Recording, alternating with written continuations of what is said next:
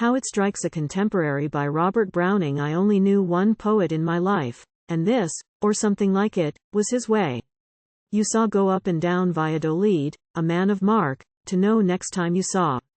His very serviceable suit of black was courtly once and conscientious still, and many might have worn it, though none did. The cloak that somewhat shone and showed the threads had purpose, and the ruff, significance. He walked and tapped the pavement with his cane, scenting the world, looking it full in face, an old dog, bald and blindish, at his heels. They turned up, now, the alley by the church, that leads no whither. Now, they breathed themselves on the main promenade just at the wrong time.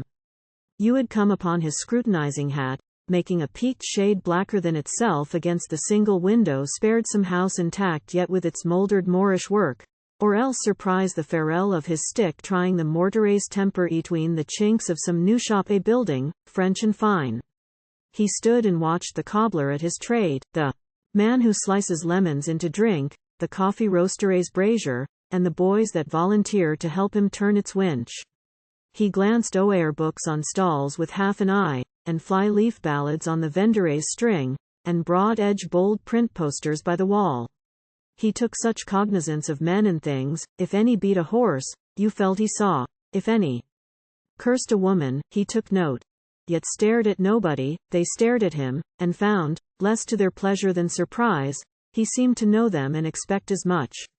So, next time that a neighbor's tongue was loose it marked the shameful and notorious fact, we had among us, not so much a spy, as a recording chief inquisitor, the town's true master if the town but knew. We merely kept a governor for form, while this man walked about and took account of all thought, said, and acted, then went home, and wrote it fully to our Lord the King who has an itch to know things, he knows why, and reads them in his bedroom of a night. Oh, you might smile. There wanted not a touch, a tang of, well, it was not wholly ease as back into your mind the Manaway's look came stricken in years a little, such a brow his eyes had to live under. Clear as flint on either side the formidable nose curved, cut, and colored, like an eagle's claw. Had he to do with A's surprising fate? When altogether old B disappeared and young C got his mistress, was it our friend, his letter to the king, that did it all? What paid the bloodless man for so much pains? Our Lord the King has favorites manifold, and shifts his ministry some once a month. Our city gets new governors at whiles but never word or sign, that I could hear, notified to this man about the streets the king's approval of those letters. Conned the last thing duly at the dead of night. Did the man love his office? Frowned our Lord, exhorting when none heard, "O beseech me not. Too far above my people, beneath me. I set the watch, how should the people know? Forget them, keep me all the more in mind." Oh, was some such understanding atwixt the two? I found no truth in one report at least that if you tracked him to his home, down lanes beyond the Jewry, and as clean to pace, you found he ate his supper in a room blazing with lights, 4 Titians on the wall, and 20 naked girls to change his plate.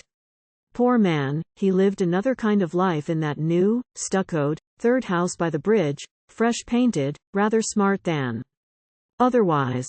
The whole street might o'erlook him as he sat, leg crossing leg, one foot on the dog's back, playing a decent cribbage with his maid, Jacinth, you are sure her name was, o'er the cheese and fruit, 3 red halves of starved winter pears, or treat of radishes in April. 9:10, struck the church clock, straight to bed when he. My father, like the man of sense he was, would point him out to me a dozen times. Ost Street, oh he'd whisper, Oth Corregidor. Oh, I had been used to think that personage was one with lacquered breeches, lustrous belt, and feathers like a forest in his hat, who blew a trumpet and proclaimed the news, announced the bullfights, gave each church its turn, and memorized the miracle in vogue. He had a great observance from us boys. I was in error. That was not the man I had like now, yet had haply been afraid, to have just looked, when this man came to die, and seen who lined the clean gay garret's sides and stood about the neat low truckle bed, with the heavenly manner of relieving guard. Here had been Mark, the general-in-chief, throw a whole campaign of the world's life and death, doing the king's work all the dim day long, in his old coat, and up to his knees in mud, smoked like a herring, dining on a crust, and now the day was wan, relieved at once. No further show or need for that old coat, you are sure, for one thing. Bless us, all the while how sprucely we are dressed out, you and I. A second, and the angels alter that. Well, I could never write a verse, could you? L'état to the Prado and make the most of time.